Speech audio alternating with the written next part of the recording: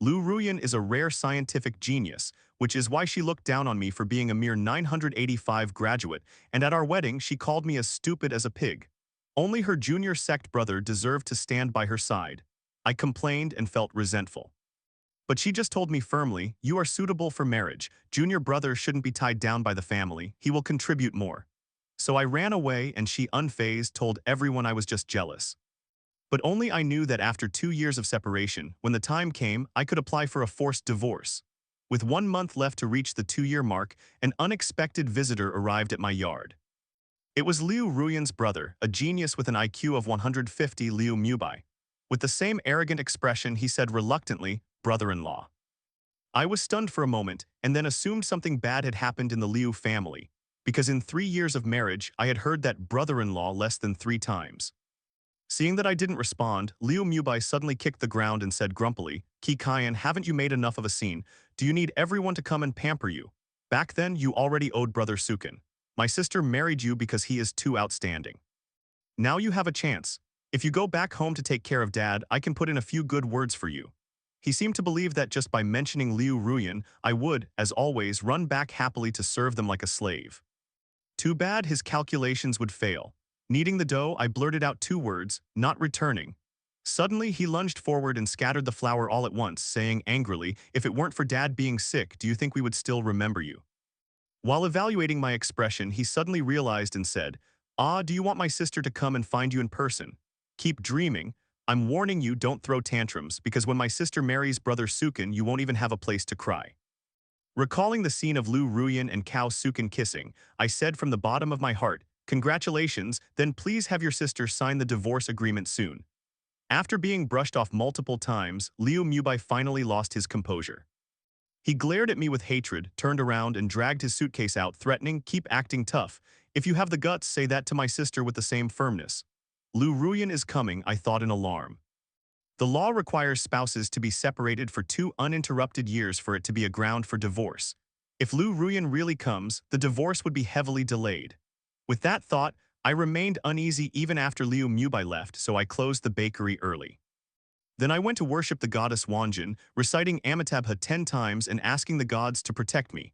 I only prayed to hold out until the 2 years were up and break off with her completely. Maybe the prayer worked. Coming out of the bathroom, I saw 3 missed calls on my phone, all from Liu Ruyan. How strange, she had never called me before. Back then, when I talked too much, she would tell me I was noisy and keep reading a philosophy book like Eternal Ice. "Kikayan, I don't want to talk to mortals." Suddenly, the phone rang, interrupting my thoughts. I instinctively answered, and the first thing I heard was, "Apologize to Liu Mubai." Even over the phone, I could imagine Liu Ruyan's furrowed brow. Before I could speak, she continued on her own, "I've booked a flight for you tomorrow. Come back nicely. What happened before was a misunderstanding. I have already scolded Sukin. You should know when to stop." She paused, her voice carrying a rare fatigue. "Kayan, don't make things difficult for me." A wave of anger surged through me. I wanted to scream and curse but couldn't find the right words. Suddenly, my face flushed red with anger. A cold hand rested on my cheek. The woman behind me still carried the dampness of the night, and her coolness made me retreat into her arms. She let out a soft snort, and I hurriedly covered the phone. There was a brief silence on the other end. Then came a low laugh, typical of Liu Ruyan's self-confidence. "Qi Kaiyan, did you play some fake audio to provoke me? You are indeed smarter this time, but your trick won't work on me. Come back quickly." She hung up. I felt a tickle in my ear. The woman pressed against my shoulder excitedly. "Your near ex-wife just said my voice sounded good, like an audio track." I covered her mouth, which wouldn't stop talking.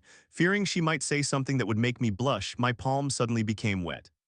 The woman, her cheeks lightly flushed, blinked and whispered, "Doesn't it sound good?" "Kayan," with the final tone raised, she forced those 2 common words. She gave them a tender and lingering meaning. I withdrew my hand as if shocked, blushed, and humored her. "It sounds good. You say it best." She took the opportunity to grab my hand and rub it against her chest with a pitiful temptation. "Once you're divorced, I will call you 100 times sweeter than this.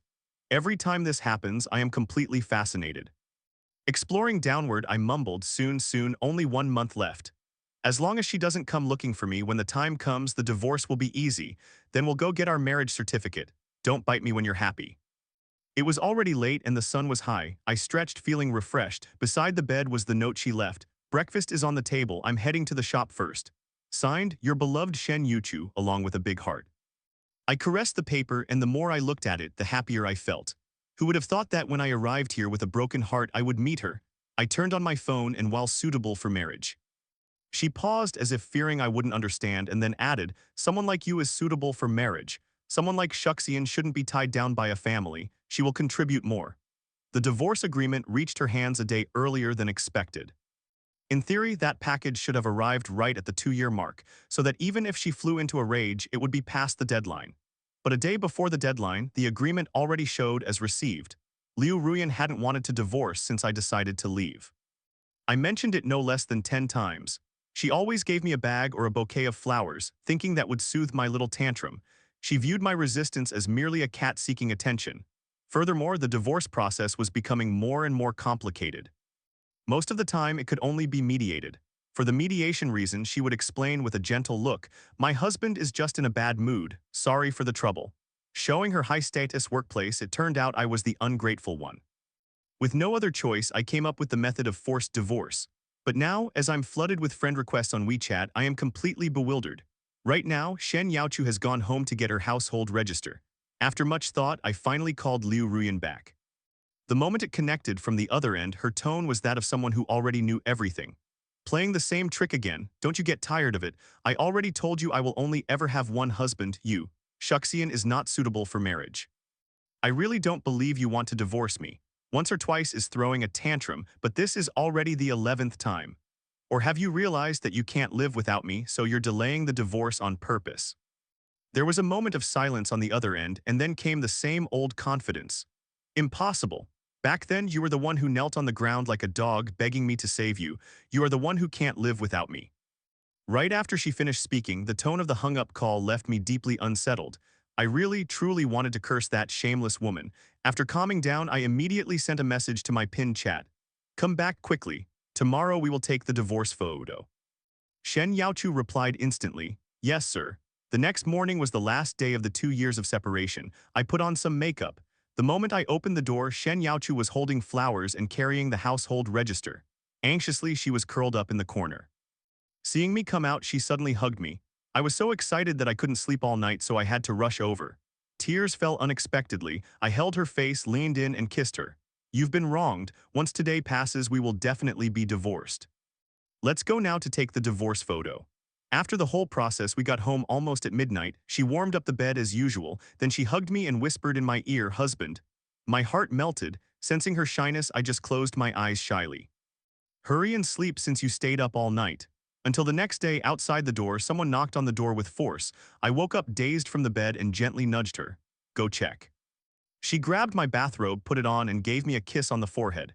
She casually went to see, and then Liu Ruyan's voice came. Uncharacteristically cold, "Where is Kekian? I don't accept the divorce." I poked my head out from the bed, a bit incredulous that she had actually come, but thinking that the time had already passed, my steps as I walked out were firmer. In the courtyard, Liu Ruyan wore an impeccable black suit. Behind her was someone in professional business attire. Gao Shuxian stood in my small mud brick house looking completely out of place. "You." Liu Ruyan's gaze fell on Shen Yaochu and me, our fingers intertwined. With a trace of tension on her face, she tightened her grip. She pulled me closer to her with a clear sense of protection. "Is she that kind of ex-wife? Your previous taste was really bad." Gao Shuxian stood in leather shoes in front of Liu Ruyan, looking around with disdain. He said coldly, "Kekian, you don't have to find just any woman out of spite." Hearing this, Liu Ruyan's expression relaxed noticeably and she beckoned to me. "Come, go home with me." Wow, I've never seen anyone apologize while bringing their mistress along. I've learned something new. Shen Yaochu looked them up and down. She spoke casually but managed to infuriate Gao Shuxian. "Kekian, what do you want? Do I have to kneel down and apologize to you?" Gao Shuxian directed his words at me. When tough talk didn't work, he resorted to old tactics. Then he turned to Liu Ruyan and said angrily, "Sister, even if I really misunderstood him before, he shouldn't just find any woman to annoy you. Kekian never cared about you."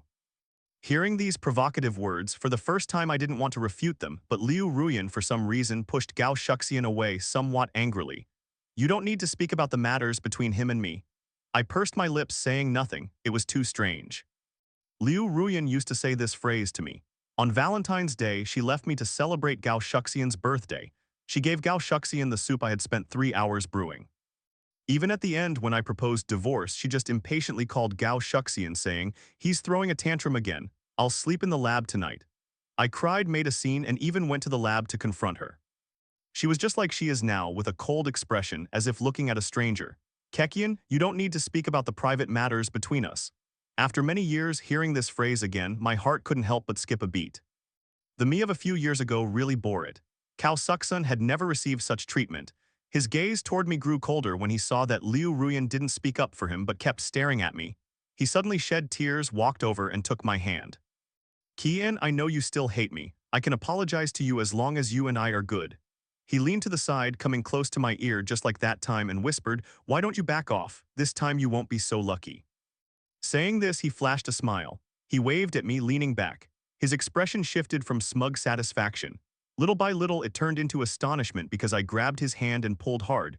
Once he stabilized, I delivered 2 resounding slaps, leaving symmetrical red marks. I shook my wrist and smiled indifferently at them. What a cheap trick. Cao Suksun was stunned but quickly reacted and turned, crying to Liu Ruyan, "Sister, it seems he dislikes everything I do." Liu Ruyan, with a stiff hand, patted him gently on the shoulder to comfort him. She said in a low, resigned voice, "Kian, even if I returned it to you, your anger should be gone by now. Come back." Thoughtfully, she approached me step by step, speaking to herself. "I'm very busy with work. Being able to come look for you once is already my greatest show of sincerity. Do you want to see me make a fool of myself? You've already succeeded. Stop throwing tantrums. Your mother and dad, I will talk to them. You also need to be understanding. After all, your academic level in our family really doesn't amount to anything. Don't worry. This time when you return, I can spend 1 day a week with you, and all the household money will be yours." She stopped just a meter away from me with a smile on her lips.